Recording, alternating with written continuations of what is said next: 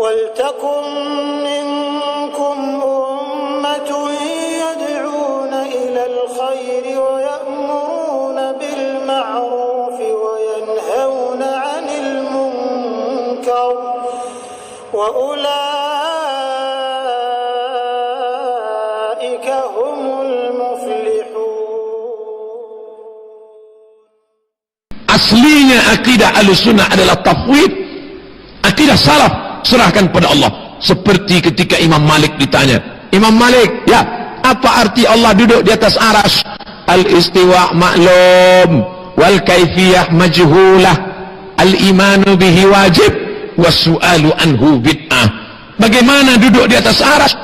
Allah saja yang maha tahu. Tafwid serahkan saja pada Allah. Aslinya akidah Ahlussunnah adalah tafwid, akidah salaf serahkan pada Allah. Seperti ketika Imam Malik ditanya, Imam Malik, ya, apa arti Allah duduk di atas arsy? Al-istiwa maklum, wal kaifiyah majhulah, al-imanu bihi wajib, was-su'alu anhu bid'ah. Bagaimana duduk di atas arsy? Allah saja yang maha tahu. Tafwid serahkan saja pada Allah. Ar-Rahman 'alal 'arsy istawa. Allah duduk, Allah bersemayam di atas arsy. Apa diajarkan orang di masjid-masjid sekarang? Al-istiqrar wal julus. Ditulis dalam kitabnya. Tadi saya simpan. Katanya makna istiwa itu al-istiqrar wal julus. Jalasa yajlisu julus. Allah duduk di atas kursi. Itu dibantah oleh sifat 20. Mana yang membantahnya? Qiyamuhu binafsihi. Diajarkan di masjid-masjid. Apa kata dia? Yadullah fauqa aydihim. Tangan Allah di atas tangan mereka. Allah bertangan. Yauma yukshafu an saqin. Allah menyingkapkan betisnya. Allah berkaki. Bi'ayunina, dengan mata kami. Allah bermata. Khalaqna bi'aidin, dengan tangan. Allah bertangan. Itu dibantah oleh sifat 20. Mesti ditakwil. Mana yang membantahnya? Mukhalafatuhu lil hawadis. Syekh Abdul Muhsin Abbad, guru besar hadis di Universitas Islam Madinah. Dan ini yang paling moderat, bukan yang ekstrimnya, yang lunak, yang menulis kitab Rifqan Ahlus Sunnah bi Ahli Sunnah. Apa kata dia? Waktu ditanya orang, Syekh, ya, apakah Mutawalli Sya'rawi itu Ahlus Sunnah? Dijawabnya, laisa min Ahli Sunnah li'annahu yu'awwil. Mutawalli Sya'rawi tidak Ahlus Sunnah karena mentakwil. Padahal Asy'ari mentakwil. Ini video ini kalau diupload nanti pasti dipotong, di-cut, dikasih judul Abdul Somad pemecah belah umat. Terserah, saya tak takut. Apa takut? Pak Rektor ada. Selama ini kita kan agak cemas juga. Takut nanti diadukannya ke universitas apa segala macam. Ya, saya tak takut. Kullu man 'alaiha fan, semuanya binasa. Wa yabqa wajhu rabbika dzul jalali wal ikram. Semuanya binasa, yang kekal hanya wajahnya. Gimana memahami ayat itu kalau tak ditahwil? Semuanya binasa, yang tinggal wajahnya. Jadi Tuhan itu macam Angry Bird lah. Maka Imam Bukhari mentakwil. Kullu man 'alaiha fan wa yabqa wajhu rabbika dzul jalali wal ikram. Makna wa yabqa wajhu itu artinya apa? Wajhu mulkuhu. Wajhu di situ ditakwilkannya mulkuhu. Jadi kalau dikatakan semua yang mentakwil bukan ahlu sunnah, maka Imam Bukhari pun bukan ahlu sunnah. Ada orang yang aneh-aneh belakangan ini. Dia berdusta atas nama para salaf. Dia katakan bahwa para salaf itu katanya mentakwil. Apa buktinya?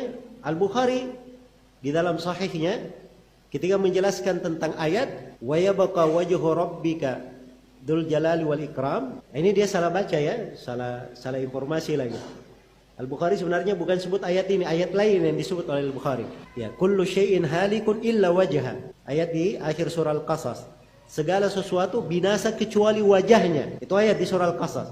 Datang orang ini dia berkata Al-Bukhari mentakwil ayat ini. Di dalam sahihnya Al-Bukhari berkata illa mulkahu. Itu bahasa dia ya, illa mulkahu. Kalimat dia. Jadi ditakwil Al-Bukhari mentakwil wajah dengan kekuasaan. Berarti Al-Bukhari mentakwil. Nah, ini dusta ya atas nama para ulama. Al-Bukhari tidak mentakwil. Ya, kerusakan orang ini dari mana? Dia salah baca. Perlu diajar bahasa Arab sedikit supaya mengerti cara membaca yang benar. Itu bukan bacanya illa mulkahu. Memang mim, lam, kaf, ha. Tapi bukan mulkahu bacanya. Bacanya illa malikahu. Cara bacanya. Malikahu artinya pemilik wajah. Jadi segala sesuatu binasa kecuali pemilik wajah. Kan sudah jelas dalam bahasa Arab. Ya kita saja orang Indonesia ketemu kawan. Dari mana saya tidak pernah lihat wajah kamu beberapa hari ini. Apa artinya wajahnya aja begitu ya nongkrong. Tidak ada pemilik wajah. Itu kan pembahasan dimaklumi. Jadi kalau disebut kecuali wajahnya, tidak mungkin pemilik wajah itu tidak ada. Jelas ya? Karena itu Al-Bukhari menafsirkan kecuali pemilik wajah. Itu jelas. Tidak ada takwil dalamnya. Itu konsekuensi bahasa namanya. Konsekuensi bahasa. Jadi penyakit yang pertama saya bilang dari orang-orang yang menyimpang. Ketika ada ayat-ayat, dia langsung mentakwilnya. Oh enggak. Tangan bukan tangan. Padahal tangan dalam bahasa Arab dimaklumi. Tangan itu apa? Dalam bahasa Arab. Iya. Jelas ya? Tangan itu apa dalam bahasa Arab? Yang dipakai memegang, menggenggam. Ya, itu tangan namanya. Kan begitu? Ini orang-orang enggak. Bukan tangan di situ, maksudnya nikmat. Ya. Nikmat. Ketika dia baca ayat ya, tentang iblis yang diciptakan, ma laka alla tasjuda lima khalaqtu biyadai.